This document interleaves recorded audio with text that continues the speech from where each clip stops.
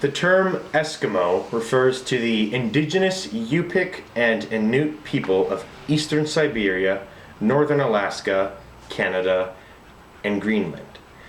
The speculation is that these people originally migrated here from eastern Siberia through the Bering Strait or crossed the Arctic Ocean in boats.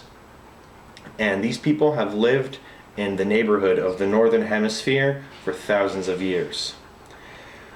It wasn't until around the 1940s that they first started getting integrated into modern society with the construction of missile bases in Alaska.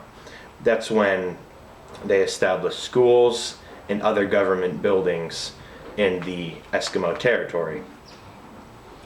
So, the Eskimos have a mostly meat diet of seals and whales, and the term Eskimo actually means eater of raw meat, and they can even preserve that meat in the ice as natural refrigeration, which is pretty interesting. They use igloos as shelter during the winter and otherwise use fur tents in other times of the years. And they do their whale hunting in fleets of rudimentary boats. The Story of the Raven. Book 1, Chapter 1. In the beginning, a man lay in a pea pod for 4 days, and on the 5th day he stretched his legs. Escaping from the pea pod, he landed on the ground, to find himself alone, but with a raven. Amazed, the raven asked the man, "Where did you come from?" And the man said, "Came from that pea pod." And the raven's like, "Whoa, that's pretty cool. All right, hang tight, I'm going to go get you something." And then the raven left. After 4 days, the raven came back with some berries. The man then ingested these berries until he was full. The rest he planted. So then the raven took the man down to the creek and made a sheep out of some clay, handed the man the sheep, and while amazed, the raven told the man to close his eyes. While the man's eyes were closed, the raven breathed on these sheep, and his breath let life and created mountain sheep.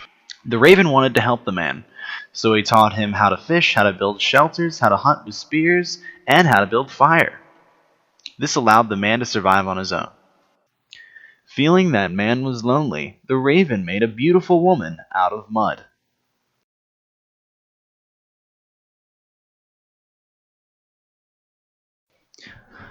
The man liked her and they had a child, and over time humans developed to inhabit the earth.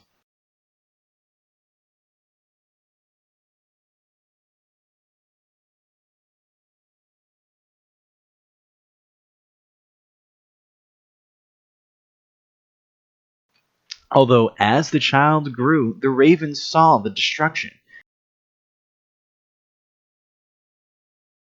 When man became too destructive, Raven created Bear to instill fear in the man and ensure that they would take care of the earth. Meanwhile, other men fell from the pea pod.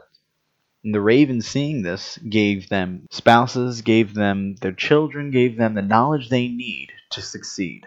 And with this, the different sectors and villages were created. Because the people listened to the raven, large villages were created and mankind lived in prosperity. The end.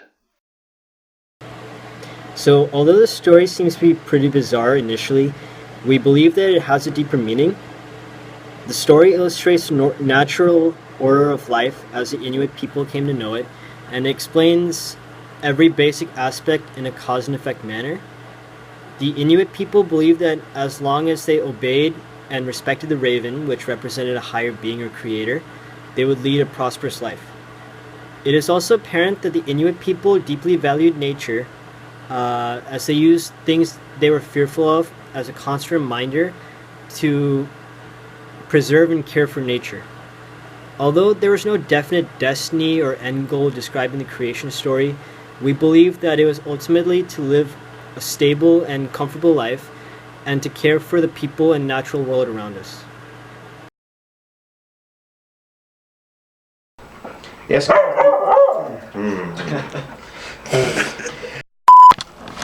Whoops. Now I'm recording. Marvelous. Looks like a koala. It's good. Koala bear, you know? What's so funny?